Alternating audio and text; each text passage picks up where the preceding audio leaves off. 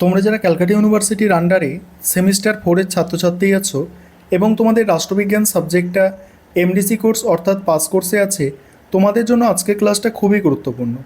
আজকের ক্লাসে তোমাদের সিসি 5 পেপার অর্থাৎ পাবলিক অ্যাডমিনিস্ট্রেশন এই পেপারের মডিউল 1 থেকে 3টি গুরুত্বপূর্ণ মোস্ট ইম্পর্টেন্ট 5 নম্বরের প্রশ্নের উত্তর নিয়ে আলোচনা করব। দেখো, প্রথম প্রশ্ন হচ্ছে আদেশের ঐক্য কাকে বলে। জনপ্রশাসন ও সংগঠন তত্ত্বে আদেশের ঐক্য হলো একটি অত্যন্ত গুরুত্বপূর্ণ নীতি।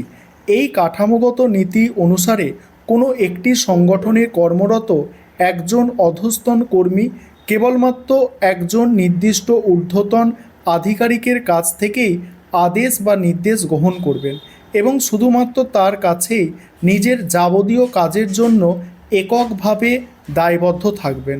প্রখ্যাত ফরাসি চিন্তাবিদ হেনরি ফেয়ল এই নীতির অন্যতম প্রধান প্রবক্তা। তার মতে, একজন কর্মী যদি একই সাথে একাধিক ঊর্ধ্বতনের কাছ থেকে নির্দেশ পান, তবে সংগঠনের শৃঙ্খলা, আনুগত্যের দ্বন্দ্ব এবং শৃঙ্খলার অভাব, এটা বিশৃঙ্খলা, ঠিক আছে, বিশৃঙ্খলা, আনুগত্যের দ্বন্দ্ব এবং শৃঙ্খলার অভাব দেখা দিতে পারে। ফেয়ল মনে করতেন, আদেশের ঐক্যনীতি লঙ্ঘন হলে কর্তৃত্ব দুর্বল হয়, শৃঙ্খলা বিনষ্ট হয় এবং সংগঠনের স্থায়িত্ব বিপন্ন হয়।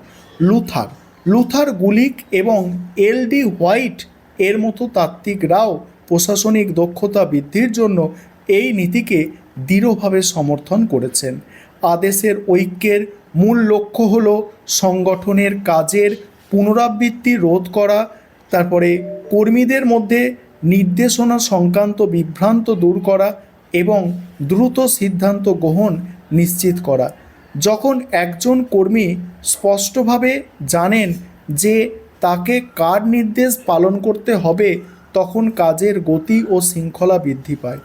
আধুনিক যুগে জটিল ও বৃহৎ সংগঠনগুলিতে, বিশেষত প্রযুক্তিগত ক্ষেত্রে, এই নীতির আক্ষরিক প্রয়োগ সব ক্ষেত্রে সম্পূর্ণ সম্ভব না হলেও প্রশাসনিক কাঠামোর সুষ্ঠু পরিচালনা এবং দায়বদ্ধতা সুনির্দিষ্ট শৃঙ্খল বজায় রাখার জন্য আদেশের ঐক্য আজও প্রশাসনের একটি অপরিহার্য ও সর্বজনীন নীতি হিসাবে বিবেচিত হয়।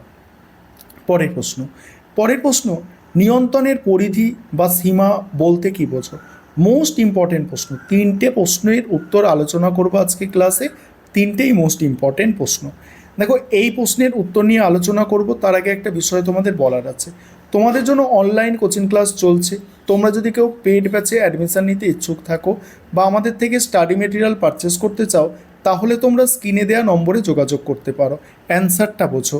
জনপ্রশাসন ও সংগঠন তত্ত্বে নিয়ন্ত্রণের পরিধি বা নিয়ন্ত্রণের সীমা বলতে বোঝায় সেই নির্দিষ্ট সংখ্যক অধস্তন কর্মচারীকে যাদের কাজ একজন ঊর্ধ্বতন কর্মকর্তা বা ব্যবস্থাপক প্রত্যক্ষ বা কার্যকরভাবে পরিচালনা, তত্ত্বাবধান এবং নিয়ন্ত্রণ করতে পারেন।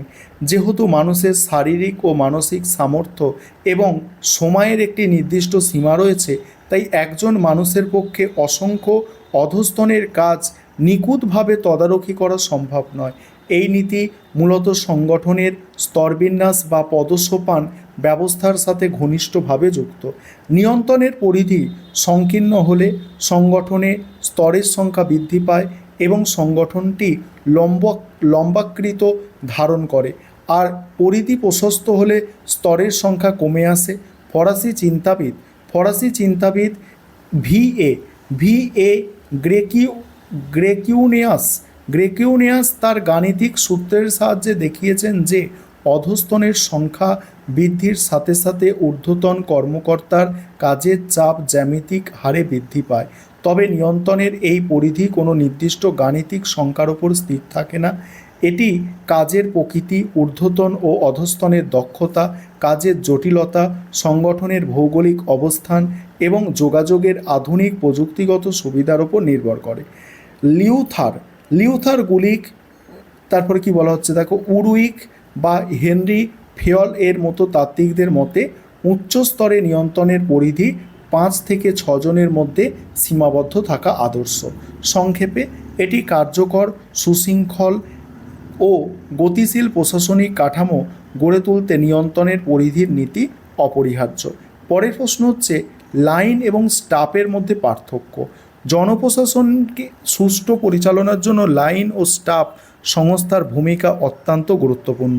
প্রধানত কাজের প্রকৃতি ও ক্ষমতার ভিত্তিতে এদের মধ্যে বেশ কিছু মৌলিক পার্থক্য পরিলক্ষিত হয়। এবার প্রথমত দ্বিতীয়ত করে দেখো। প্রথমত কি? প্রথমত এই সংস্থা সংগঠনের মূল উদ্দেশ্য বা লক্ষ্য বাস্তবায়নের সাথে সরাসরি যুক্ত থাকে। অন্যদিকে স্টাফ সংস্থা মূলত লাইন সংস্থাকে সেই উদ্দেশ্য পূরণে প্রয়োজনীয় পরামর্শ, গবেষণা, তথ্য ও সহায়তা প্রদান করে থাকে। দ্বিতীয়ত, লাইন সংস্থার হাতে সরাসরি আদেশ প্রদান, সিদ্ধান্ত গ্রহণের চূড়ান্ত ক্ষমতা থাকে, কিন্তু স্টাফ সংস্থা কোনো সিদ্ধান্ত গ্রহণের বা নির্দেশ দানের আইনি ক্ষমতা থাকে না। তাদের ভূমিকা সম্পূর্ণভাবে উপদেশমূলক। তৃতীয় হচ্ছে, লাইন সংস্থা সরাসরি সাধারণ জনগণের সংস্পর্শে আসে এবং তাদের দৈনন্দিন অভাব, অভিযোগ বা সেবামূলক কাজ পরিচালনা করে। অপরদিকে স্টাফ সংস্থা সাধারণ দপ্তরের অন্দরে বা পর্দার আড়ালে থেকে কাজ করে এবং সাধারণ জনগণের সাথে এদের সরাসরি কোনো সম্পর্ক থাকে না। চতুর্থ, লাইন সংস্থার গঠন সাধারণত অত্যন্ত কঠোর ও স্তরভিত্তিক হয়, যেখানে ওপর থেকে নিচে নির্দেশের প্রবাহ থাকে। বিপরীতে স্টাফ সংস্থা মূলত বিশেষজ্ঞ ও গবেষকদের নিয়ে গঠিত, তাই এখানে পদসোপান প্রথা তেমন কড়াকড়ি থাকে না। তারপর পরিশেষে বলা যায়, লাইন এবং স্টাফ সংস্থা একে অপরের পরিপূরক। স্টাফ সংস্থার সঠিক বৈজ্ঞানিক পরামর্শ ছাড়া লাইন সংস্থার পক্ষে যেমন নির্ভুল সিদ্ধান্ত নেওয়া কঠিন, তেমনি কার্যক্ষেত্রে লাইন সংস্থা ছাড়া স্টাফ সংস্থার পরামর্শও কোনো বাস্তব উপযোগিতা থাকে না। এই ছিল তোমাদের 3টি গুরুত্বপূর্ণ 5 নম্বরের প্রশ্নের উত্তর। আর ভালো নম্বর পাওয়ার জন্য এইভাবে গুছিয়ে প্রশ্নের উত্তরগুলো লিখতে হবে।